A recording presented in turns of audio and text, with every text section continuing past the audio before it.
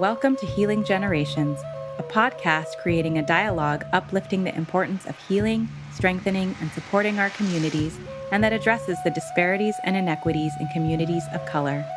Healing Generations is brought to you by the Healing Generations Institute, a collaborative initiative of the National Compadres Network and the Brotherhood of Elders.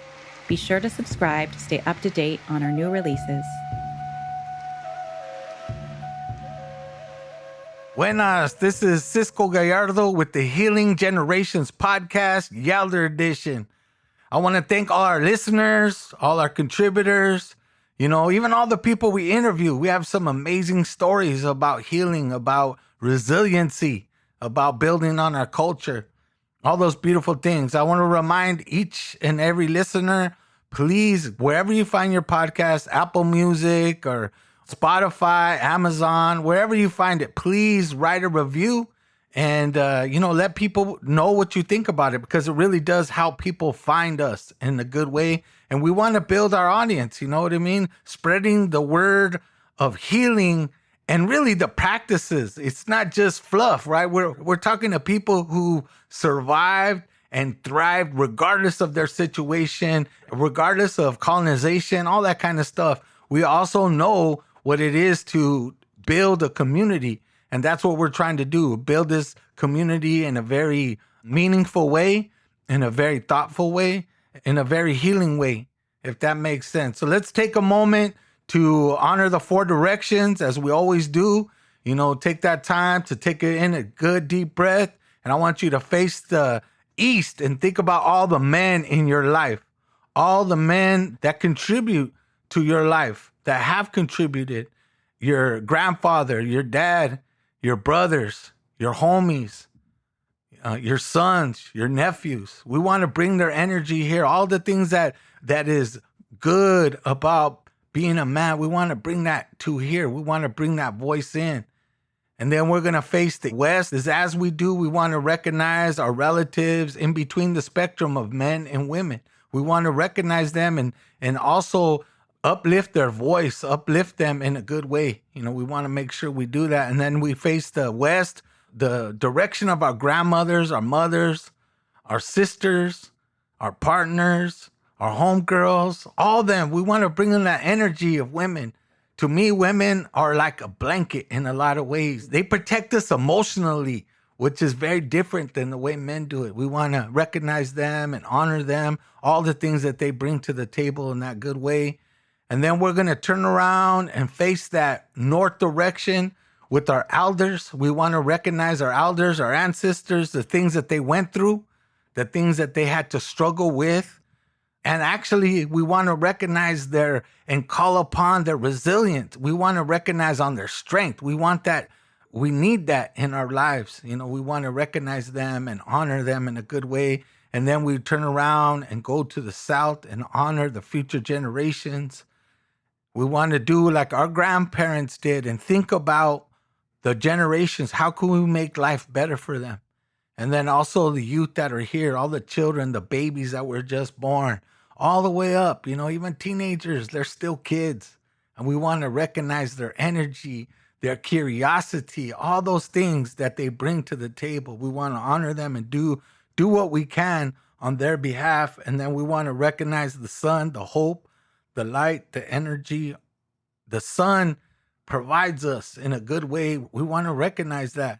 And then we want to recognize Tonantzin, Mother Earth, for her beauty and for what she provides, the food, the water, all these things in conjunction with the sun and the moon, how they all work together. That's how we need to be as a community. We need to work together to make our lives work for us.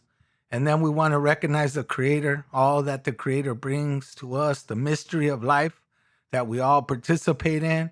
It's a beautiful thing.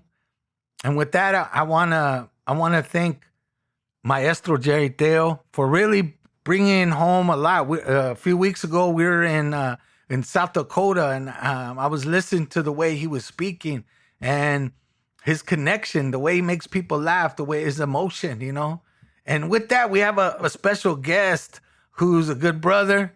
He provides a lot of vision in this community. And that's really, to me, leadership is about vision too. And you got to have this shared vision in the community. So I want to recognize my brother, invite him to say a few words just to introduce himself. So, Erik, I'm going to ask you, can you share a little bit about yourself, your family, your background, and your journey up to this point? So, everyone, please welcome Erik Bringswhite. Hey, relatives. It's an honor and a privilege to be on the podcast, share space and place and the circle with y'all. My name is Erik Bringswhite. How it's said in my language is Glioska. That's actually my name. It's almost 100 years since my people have been enduring the creation of this country, America.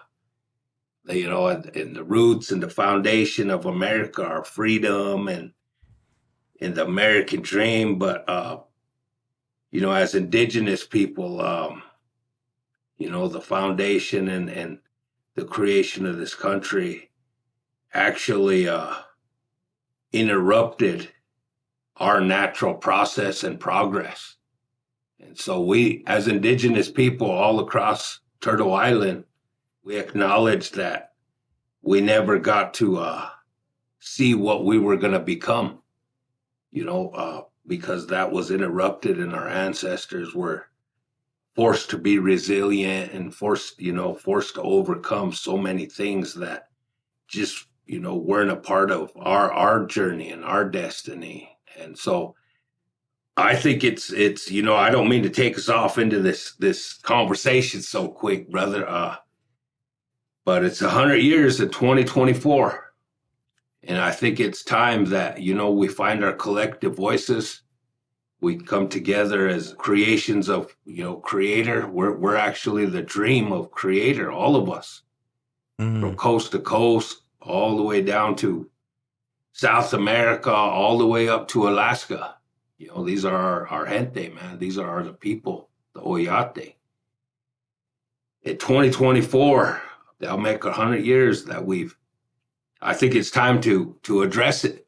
And we have that understanding and we have that knowing now, and we are educated and our roots are the teachings of our ancestors. But we're still looking to new ways to strengthen our sacred circles and being a part of this podcast, being, connected with the compadres and the Healing Generations Institute and so many others is really I think the awakening of what, what we're really supposed to be and our purpose, the link between our future and our ancestors. And we're that bridge, we have to stand in the gap, and so I really am appreciative of the visits. Sometimes it feels like we're inaccessible out here in South Dakota.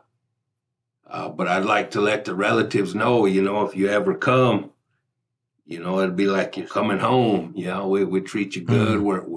Our motto out here is to be a good relative. And if we don't have a relationship with the people who come to visit that's based on kinship, then we ain't doing it right. Absolutely. A lot of times people would tell me that they admire about culture, native culture, even, Mexican native culture, all that, is that we have this extended family and it's for real. Like that. Well, when I call you brother, like I really mean it. Like, and we act like that. We even tease each other and do all that, but that's part of that journey too, So Erik, like for you, getting into this work and doing everything, from what I know about you, you didn't always live this type of life. You lived the other life, the life that a lot of homeboys think that this is what we have, right? We have to walk this line to survive. But what was the turning point for you in your journey where you're like, nah, I don't want to hurt people anymore. I don't want to hurt myself. I want to do something better. What was that turning point for you? Oh, man. So my story is similar to a lot of the relatives, the male relatives and in a lot of different communities, the struggle is synonymous, man. It's the same, but what really brought me to a level of consciousness, of cognition and just, occupied my mind for 10 years, was I was acquitted in court, jury trial. I went all the way to jury trial, man, and got acquitted in 60 minutes by an all white jury. There weren't no people of color on that jury at all, but I think that's like that for a lot of us, right? But I got to go home, and a month later, I was re-indicted by the federal government. And ultimately, I was given a sentence of incarceration based upon what I was acquitted for in state court. And so I started looking, this, you have to understand the roots of the foundation of this great country, right? Our shared legacy is one of displacement and removal. As Indigenous people, we're displaced from our homelands and we're removed from our homelands. And that's carrying over into this incarceration statistics today that our people are enduring at unprecedented levels, from juvenile all the way to into adulthood and elderhood. Our relatives are experiencing this really formidable, almost feels weaponized attack. And to a lot of us, it doesn't feel fair because I was acquitted of this stuff, re-indicted, given a prison sentence based upon what I was acquitted of, right? So it just didn't seem fair. Ultimately, they sent me to the penitentiary, United States Penitentiary, and it's a whole nother level of traumas there. Survival is real there.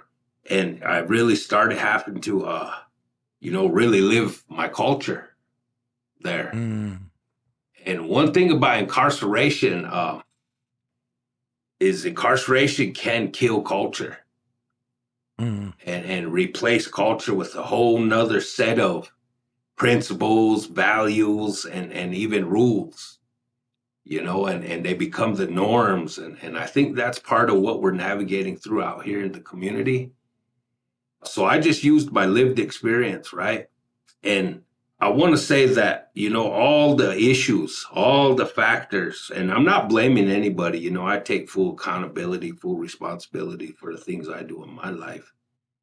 But all them issues, and all them factors that allowed me to be in a gang since, I was 11 years old, to experience juvenile and then into adult incarceration are the same factors that put me to college. The same reasons why I got 3 degrees today.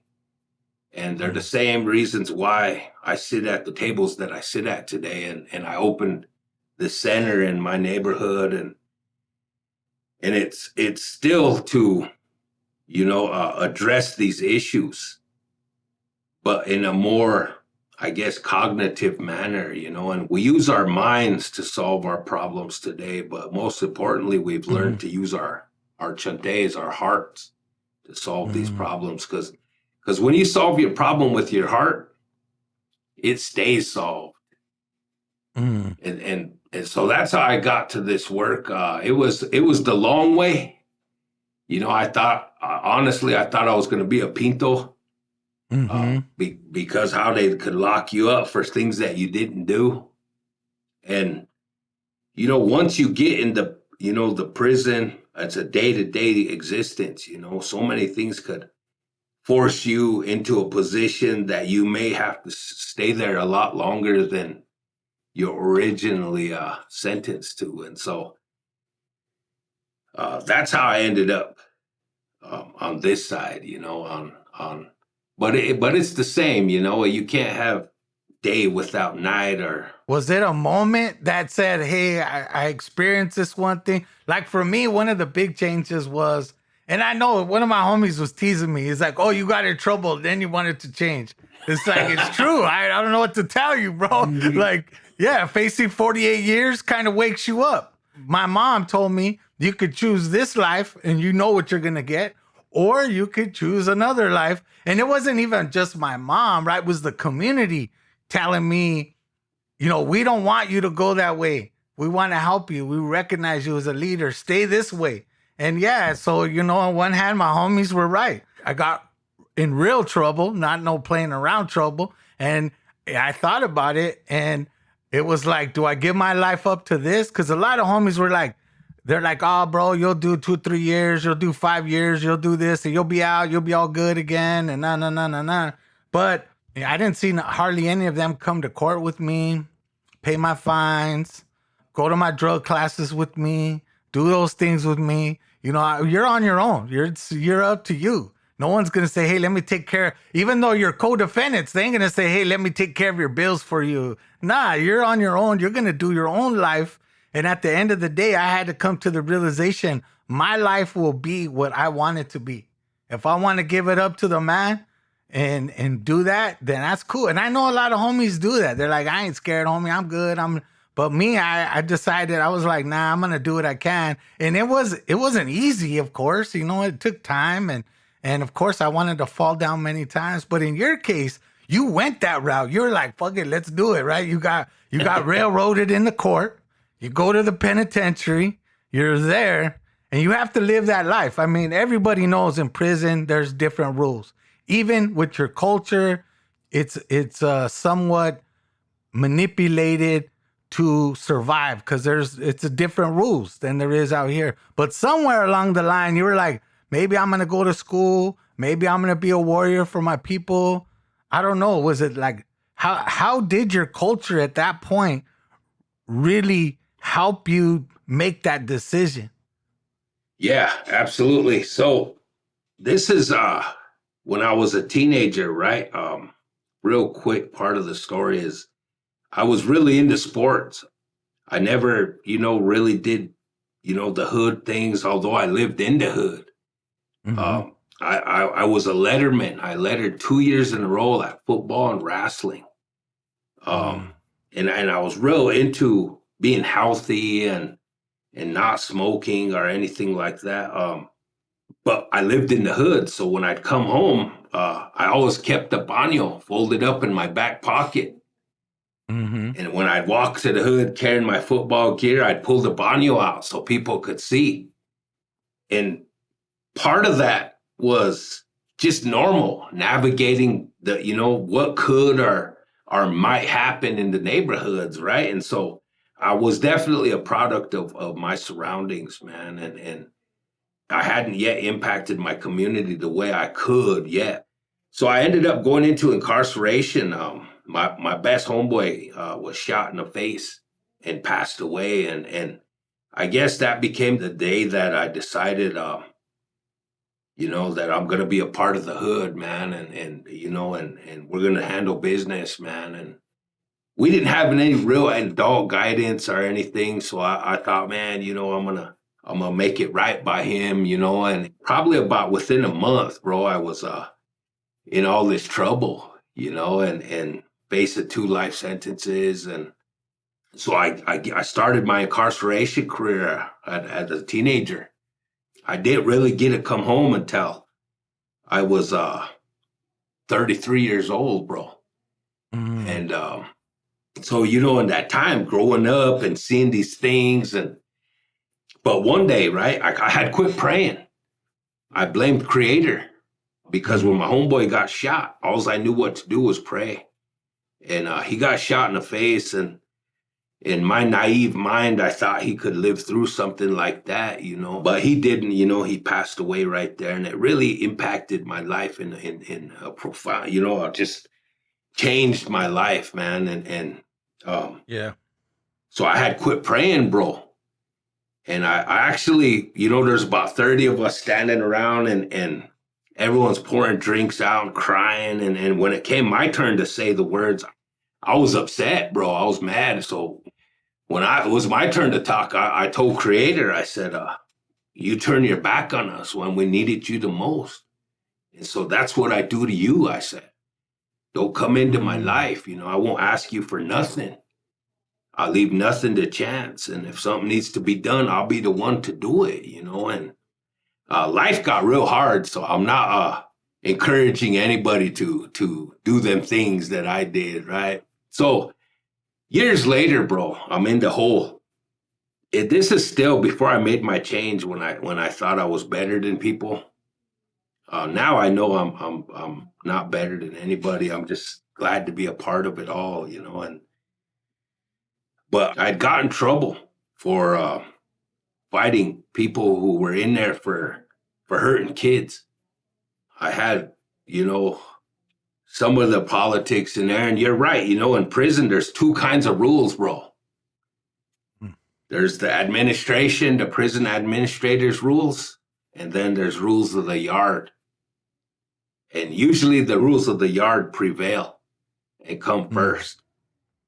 And administration rules are, you know, something to be dealt with at some point as well. But anyways, I ended up getting in trouble.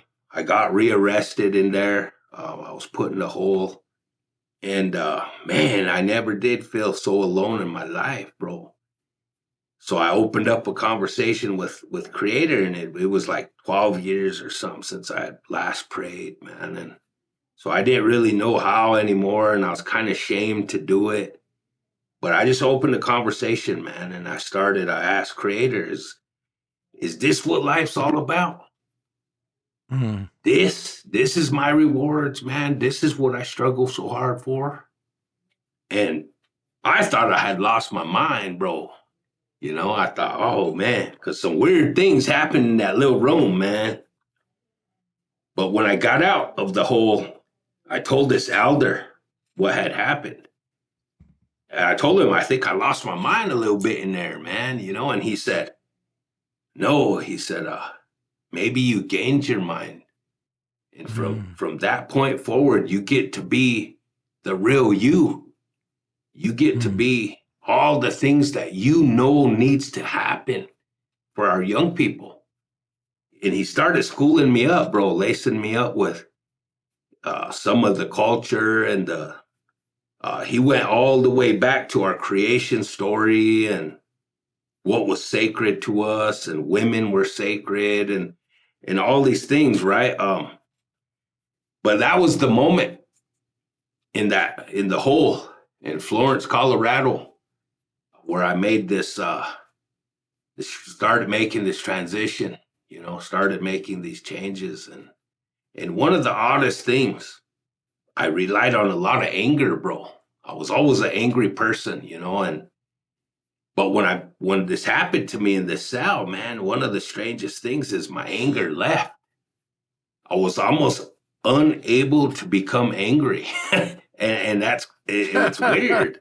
It's weird, bro. And people in prison, because I still had years to go to the door, right? But people knew that how I was and how I got things done. And so sometimes I had issues where I had to fake my anger.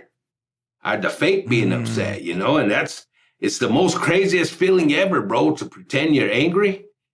But Creator brought me to this point where I had to start using my mind to solve these problems. I couldn't rely on violence or just brute force or intimidation anymore because I didn't have it in me anymore. It was gone. I couldn't.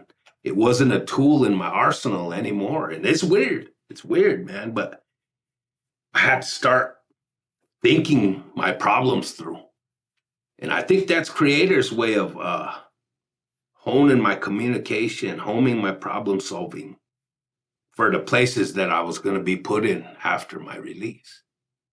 Yeah, I mean, I know exactly what you're talking about, how your life, in a way, like the way you look at the world, like you can't just be all pushed in that direction. Like you have this calm over you that sees past that initial anger, the initial response that was more like, I don't even know to say it more, you know, it just, before the anger would just pop in your mind, but now you see it in a different way, which enlightens you in a way. I mean, I know exactly what you're saying. When I made that transition for myself, it was hard because I felt like I was caught in two worlds, right? The life outside didn't change. And I remember the minute I knew was that we were out I had just got out. I was chilling with my homies, and we do this cruise around Denver. It used to be we'd start at one park, we'd start at another park. Well, I was with one of my homies, and we made it to the last park, and we're chilling. And just out of nowhere, this dude starts capping at me and my friend. Boom, boom, boom, boom. He's letting it go. And I'm like, getting behind the car, right? I don't have a gun or anything. So I'm like chilling. And I think to myself, it's like, nothing's changed out here. The only thing that's changed is me, right? I realize I'm the one that has to make the changes out here because everyone else is still in the same drama. They are not enlightened. They do not know what's up right now. But I realized that my life is expendable too. Like, if I want to go and live that life, I'll die that way if that's what I want to continue. But if I wanted to change, then I saw it was just a little bit of a wake-up call, but I feel you on that. So when you got out and you decided, did you start thinking and envisioning what you're doing now when you were locked up? Or was it something that came to you later in life? I owe a lot of this to individuals, man, who took time out of their journey to dust me off. I started being able to look 5 years down the road and create 5-year plans for myself. So when I got out, a month after I got out, I was a full-time college student. I did construction during the day, but in the evening, I made a deal with my boss that I get a clock out at 3:30 every day. I'll go home, shower, and head to night school. But the deal was I had to work on weekends, even Sunday if need be. And I was good with that because that was part of the struggle. That became part of the penance, man, the dues, and I think over here on this side of the line, this side of the spectrum, I look at it like surviving on different yards. And, on that side of the spectrum, you have to make your bones. You have to be credible and prove who you are. Well, it's the same on this side, bro. It's the same when you're rotating with NCN or, many of the other great, folks out here doing this work is you got to make your bones over here too. And you got to be credible over here too. And so it was definitely a process for me. I got out and people still to this day use that colonial settler mentality on me where, oh, he's just a felon, or he's a gang member, and all these things that don't do anything to strengthen an individual, man, or they don't do anything to add to us as a people. What it does is divides us. It breaks each of us down individually, right? But I still battle that today, bro. You're known by your last mistake. I don't care if it was back in 1992, man. You're only known by your last mistake. You're not known by the last blessing or the last success or the last good thing you've done, And so along the way, I met Maestro Jerry about 13 years ago, and I don't think he knew, that he was meeting me then. But I heard him presenting in a whole different part of the building, and I was supposed to be presenting in another part of the building to a bunch of youth and stuff, and I missed my presentation because Maestro captured my ear and he was touching my heart, with his presentation. And when he was done, I went over and shook his hand and introduced myself. And then I realized, hey, man, that whole hour and a half right now, I'm supposed to be over here presenting too, And, but I owe where I'm at today to, people like you, Cisco, when you and I met, man, and you went out of your way to come lace me up a little bit, tell me what was working, what to expect, and guys like Mario and George Galvis, and there's just so many others that, this is definitely a team effort, man. And I don't know if it's something that the relatives seen in me, or if you guys are just cut like that and really, truly out there helping as much as you can, because you guys all help me. helped me along this way, bro. And I'll never betray that, you know. Yeah. I'll always do this work too. Well, that's why I appreciate you, man, because you do the work honestly and, and open and reflective too. A lot of, it's not about ego. It's about like, look I made a lot of mistakes, but at the same time, I'm here to heal. And actually men like you and all our brothers too, George, all of them, Albino, all of them, I think there's one thing that brings us together is we know what that trauma is like, and we're going to do what we can to turn that around in a good way and with our heart. You know what I mean? Like I always was taught, like if I could give 100% to my barrio that didn't really even, in the bottom line, they don't care about you the same way familia does. I mean, some of them do. I don't want to disrespect my homies, but at the same time, it's totally different when you're when you're in this type of movement. It's very different and the values are very different. And I appreciate, doing what you're doing, providing space for people, to share and be vulnerable and to say, look, I made mistakes, but I really do want to get better. I really do. I mean, that's what when I was over there in Rapid City with y'all at I Am Legacy, I felt that from a lot. And I don't mean the other system folks were there. The regular folks that you guys help, you and your wife and the team there, I felt the sincerity to not only are they wanting change, they're craving change. They're craving a better life in a good way. And a lot of times people don't really understand how much hope is a part of the healing process, right? Seeing that light at the tunnel, and really, I think a lot of people that I've seen, they have this internal shame, just like what you talked about, that shame. And they eventually bring that shame and realize, look, I made mistakes. I can't beat myself up about it, but I'm going to do what I can to make it right. And to me, that always been my guiding passion is, I made mistakes, but I'm here to do right by that. And if it's all right, if I suffer doing good, then it's okay. That's a good suffer. I think a lot of times people say, oh, you don't need to suffer. No, I think it's giving a little about yourself, that sacrifice that is really a part of our culture. Sacrifice is a part of it. Giving up something in exchange for something else is called reciprocity. And that is important in our work. So I want you to tell me a little bit about what you're doing now. I mentioned the name of your organization, I Am Legacy. Where did that vision come from? And what kind of things do you offer? And what's your role with it? So we named our organization I Am Legacy. The I stands for Indigenous. The AM stands for Americas. Indigenous America's Legacy. And it really started with the roots of the founding of this country and what the concepts were for indigenous people. So during the founding of this country, all these beautiful cultures from South America to Alaska and all in between were collapsed under a fictitious term. And that fictitious term is Indian. Mm-hmm. And up until that time, there was never no such thing as an Indian. And then the brilliance of these founding fathers, man, they defined what an Indian is.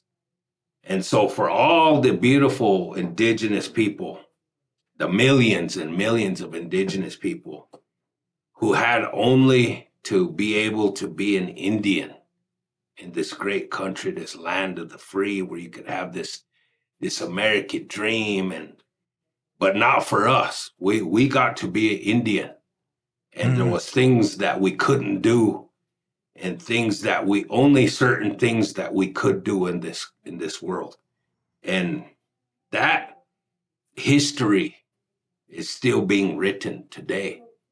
But now it's important, and it's time that we start telling our own story and who we are, not identifying, but this label, this category of who we are and what we are in this world, because we are so much more than that. And it's time for us to bring our healing and our voice to these tables, because we do have answers. We've been policed since 1492, bro.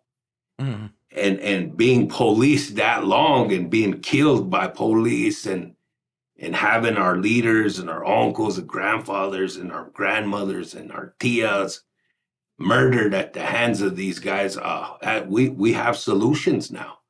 You know, and it's time for us. So as Indigenous America's legacy, I am legacy, that is what we do. We shed these colonial settler terms, these labels, these categories, and we work to empower, you know, inspire, but ultimately to heal. And our healing, our wellness, our health, people don't really understand that we have eons of this health, of this wellness, of this healing, these concepts that we can tap into in addressing these contemporary issues, this incarceration, these gangs, you know, this substance use, man. But how do we get there?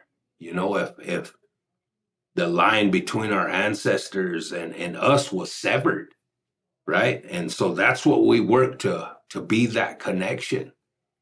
And we look like our communities. We are who we serve here. You know, we endured, experienced incarceration.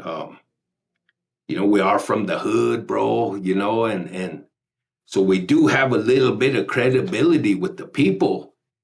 The other side is our ways and our healing and all the things that strengthen our sacred circle.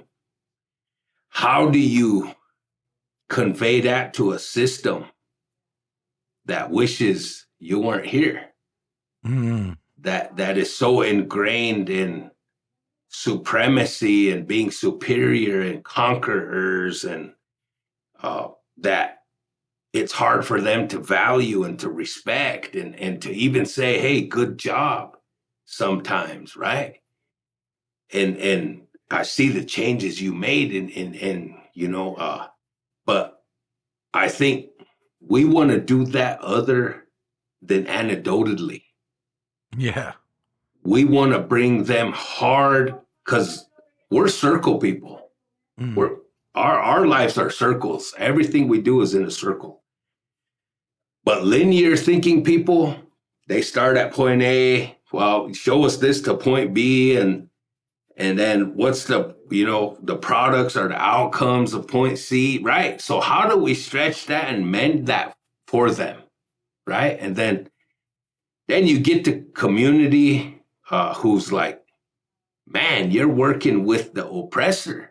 You know, you're healing those that hurt us. And it's not that we're out here, you know, working with the systems or anything, but at some point to gain access to those of us who have been hurt and stuck in the system, it's going to take all of us. It takes a community to heal a community. And so that's kind of what we do here at Legacy. We have our altar. Some days are just for youth. Some days are just for women. Some days are just for men. And some days is for community, you know, common unity. That's what we want to reflect. Yeah, I appreciate it. You could feel the healing and the unity within the organization. You know, the physical space definitely provides that. You know, when I was young, me and my bros, we had a little centro, we called it, like a little center, but we didn't have a grant for it. We just pitched in and we paid for it, you know. And it was just, we'd play dominoes outside, chill. Kids would come in. Like, I know the power of that. I miss that. When I was there at your place, I felt at home. I was like, because I used to rock one. I had something like that a couple times, and I know the feeling of that. You know, I feel that here in Whittier, California. We have sacred circles. It's good like that. You know, it feels good, feels healing. It feels like a good space. So I appreciate that, man, tremendously. You can feel the work and the way you use your culture, the cultura, to really remind people that one is You're sacred. We have sacred teachings. We don't need to go, even though you went to university, you realize that university is about access, not about your whole self, because you have Yeah. yourself, you have your culture.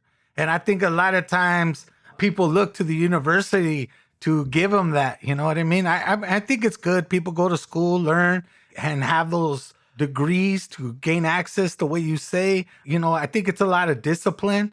But I never got super far advanced degrees. It was for me, it was like do the work or do that. But there are people who do both, like yourself.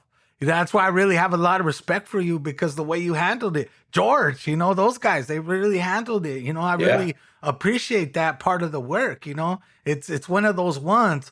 But before, we kind of talk a little bit about the counsel you would give people, because there's a lot of yelders like in our age range that are kind of like the workers of doing a lot of this work, and they need, I think sometimes they make mistakes because they follow one person, they don't follow the way. That's the way I look at it, is like, whoever, like Oh, I love that's Maestro powerful. Jerry, and Maestro always tells me too, I'm a man too. I'm learning too. We're all learning together. So we live that way. And there's a lot of people who kind of build this ego up, and there's this thing that goes out there, people that have been incarcerated or people who have survived violence and stuff, and or did work in the community where the community respects them.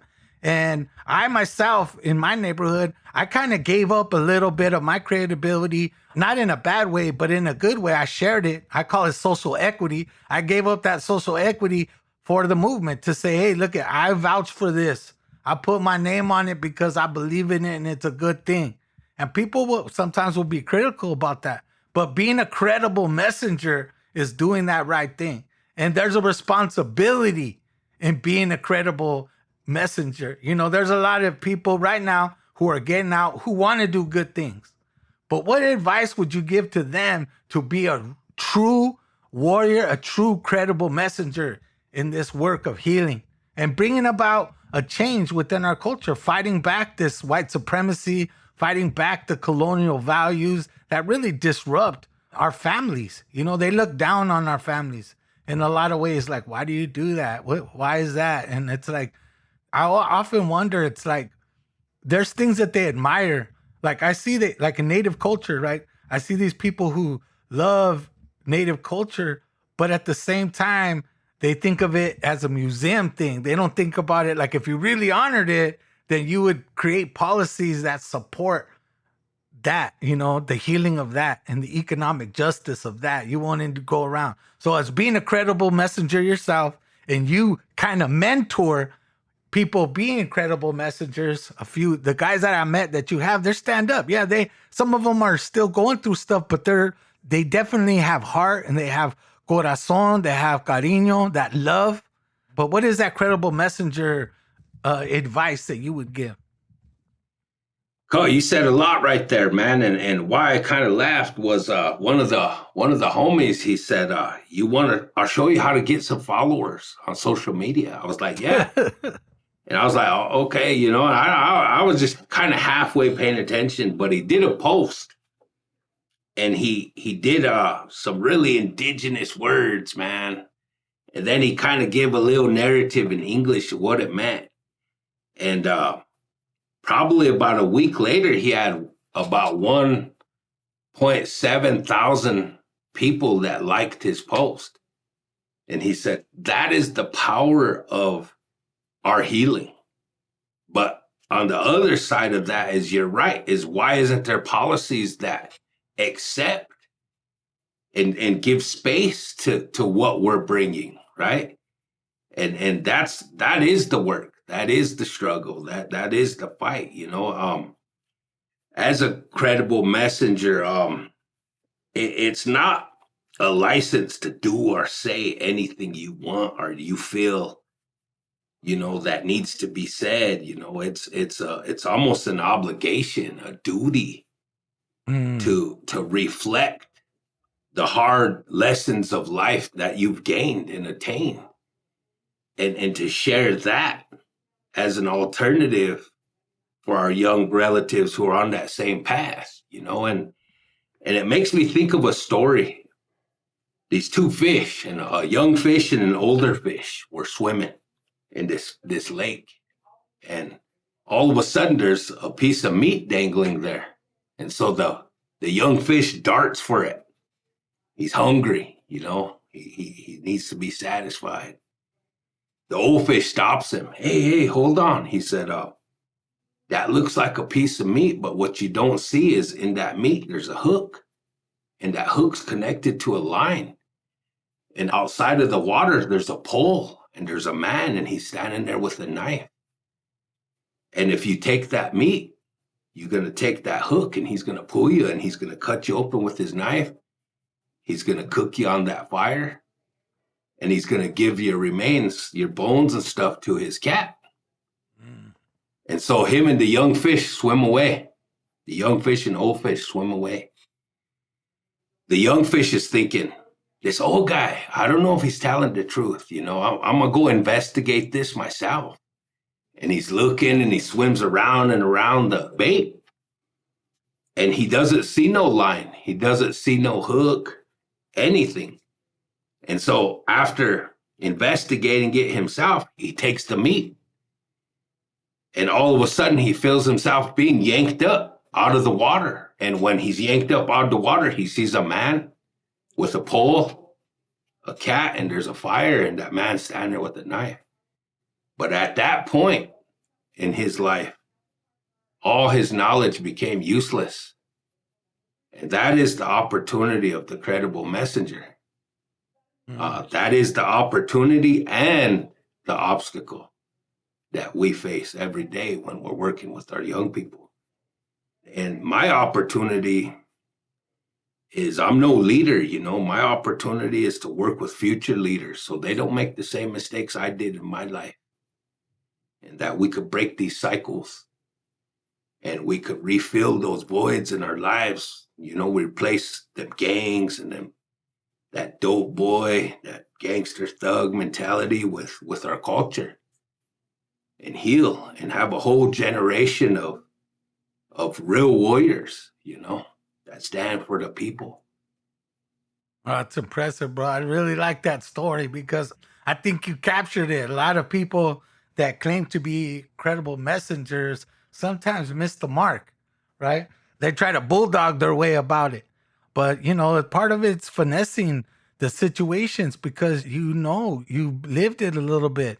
And that's important. And it's important that our young people realize that, you don't have to have the same mistakes. You can live through other people's mistakes, It's hard because when you're a kid, you're like, I don't know if that thing's hot. I'm going to touch it anyway.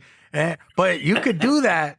But the bottom line is it's better if you don't. And that's my hope for young people, that they look at older men, older women that have been through things in their lives and say, look, man, those people been through it and they are the way they are because they've been through it. But I don't need to go through that to have that same feeling, that same love, that same respect. And one of the things too I want to bring up is that sometimes our credible messengers look down on people who didn't get in trouble, who managed to do the right thing.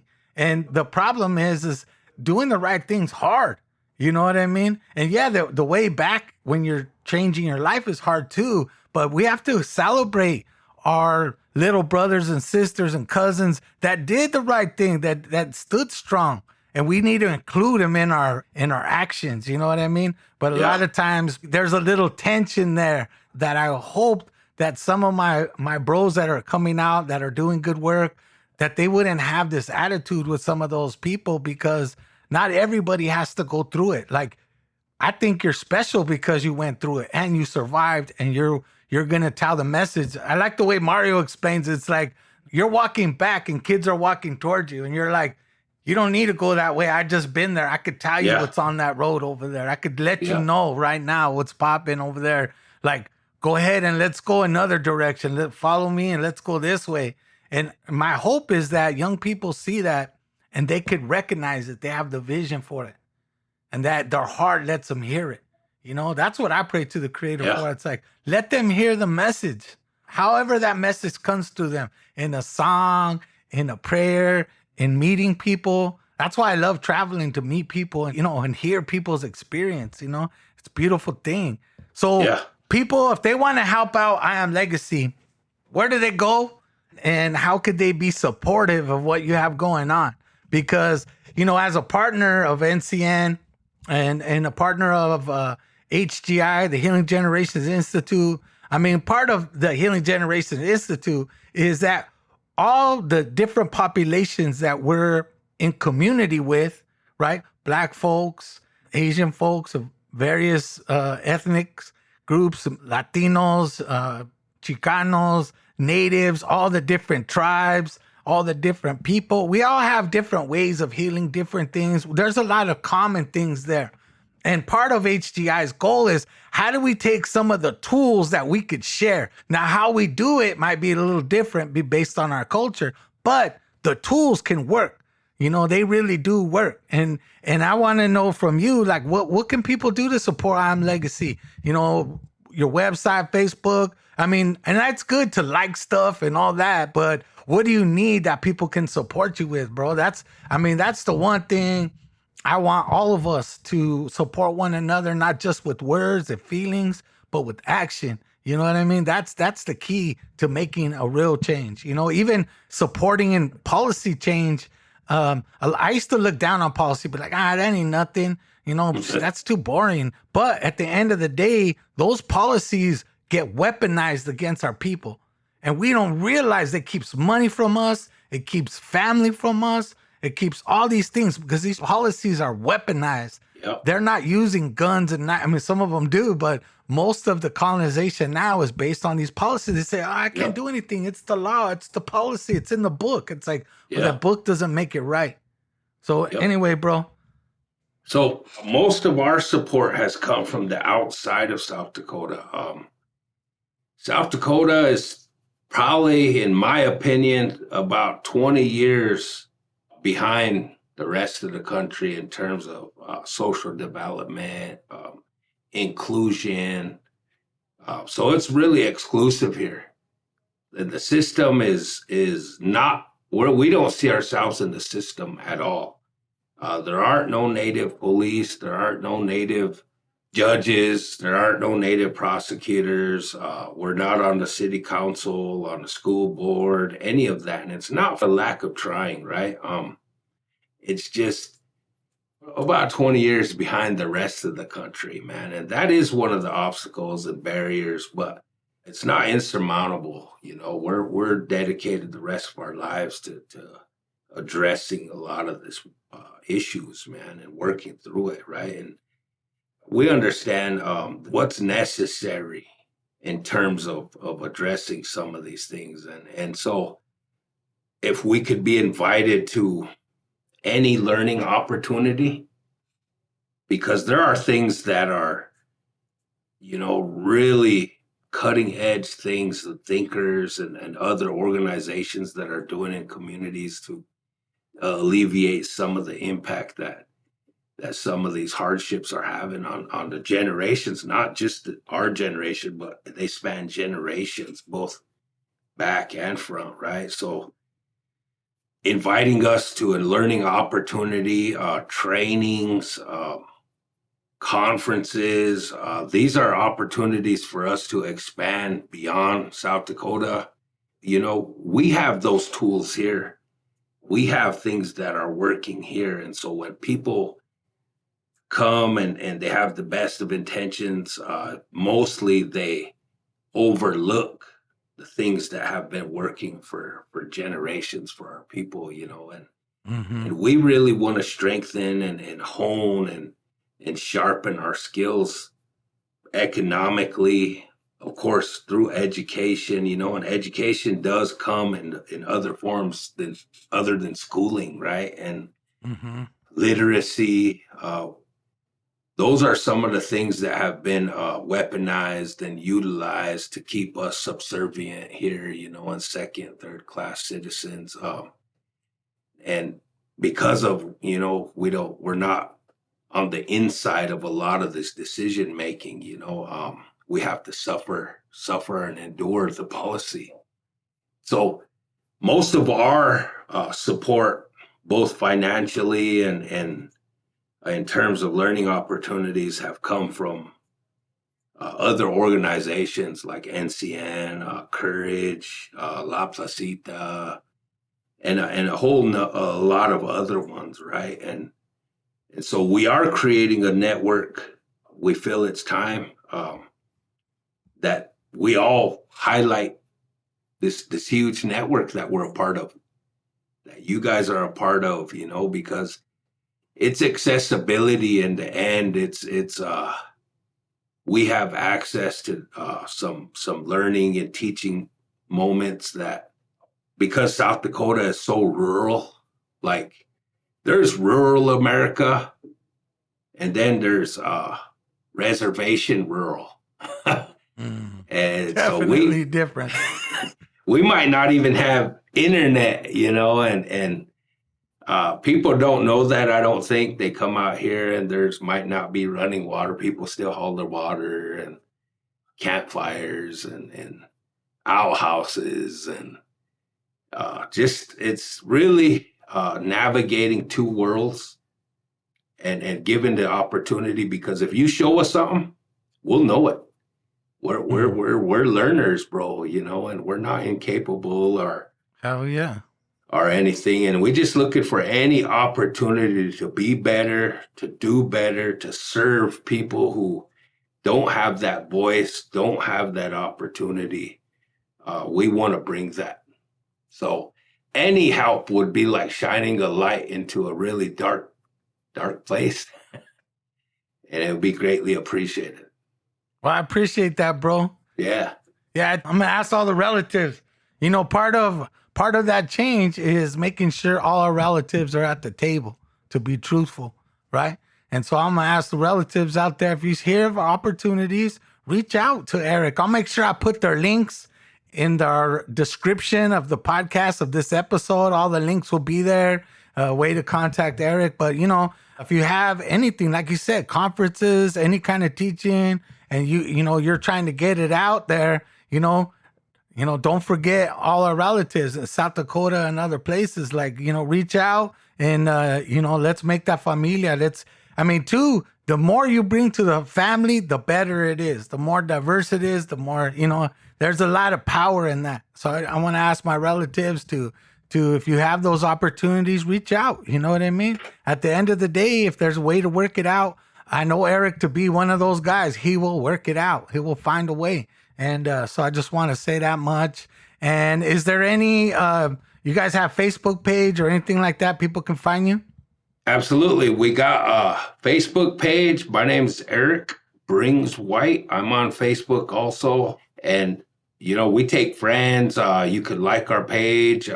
We post a ton of information, activities, events on Facebook, social media. A lot of our people are stuck to their phones now. So it's just a real good thing to have. Like myself, when I went in, there was no such thing as a cell phone, man. That was like made up stuff. I come back and there's cell phones, man, and all these things, So I'm still learning to navigate these systems, man. But we're always open for a good conversation or discussion. And if we could help too in any kind of way, if you have a relative that's out here that needs some assistance in our area, man, you could let us know. And if we ain't got it, we'll find a way and to get it, Yeah, I appreciate that, man. I really do. So with that, I want to thank you again, Erik. And, I'm really happy that I finally got you on the podcast. I know I've been asking you for a while, but, we just couldn't get it to work, mostly on my part. But I'm glad I got you, kind of short notice, but you came through. We talked about it when I was over there, me and Mario and Caitlin and Bong, man. It was a beautiful visit, too. I'll tell you that much. The whole way, we just kept talking about it, how, and looking forward to, like, you guys set the tone for these other visits that we're going to do. It's beautiful. So I want to thank all our listeners again. Thank you all for listening to the Healing Generations podcast, this Yalder edition. I want to let people know of things that are happening. So in August 19th, here in LA, at the TC, the California Endowment in downtown LA, we're going to do a conference, a kind of a self-care conference, a gathering more than a conference. We want to gather our folks to talk about how indigenous healing in modern times is still relevant. It's still important, right? And like, there's a lot of things, like especially in Mexican culture, that there's still a lot of different indigenous groups within Mexico. There's still some of our medicine floating in the barrio. You can't help it. It's there, man. It's there. And some people are like, oh no, why are they doing that old stuff? But it's like, no, that's our roots. We have to honor that. You know what I mean? So it's not only about that. It's all about what cultures bring. One is, you can't go around talking about healing if you're not working on yourself. And that was really the point. There's a lot of movement people out there who do a lot every day, and they give up their family, they give up their own health. And we're saying, if we want to be good healers, we got to take care of ourselves. So I want you to, go to our website, nationalcompadres.org. Eventually it'll be there. The Healing Generations Institute gathering in October. Again, it's October 19th. There'll be more information out. Registration will come out soon. Hopefully we can get Brother Erik out here and a couple of his people. It'd be beautiful, to have that there, to bring him down. I've been trying to get him to Southern California for a minute. He loves the North, likes to go up there. We got a lot of relatives up North too. It's beautiful. So anyway, I want to say thank you to all our listeners, Tlazohcamali, to our elders, to our teachers, those that help us, support us, and if you're struggling with something, reach out. If there's a subject you would like us to cover, reach out, tell us about it. And if there's somebody you think that we should interview in your community who fits this Yalder Healing Generations teachings, let us know. Reach out to us so that we could bring them on and have these conversations, because eventually we're going to put a book out about these conversations, an anthology about the Healing Generations podcast, the stories, the lessons. We want to put that in a book form, so that people can carry it with them, or we could send it to people and do things like that. So that's coming in the future. So with that, I want to thank everybody again and say al rato, palabra, peace.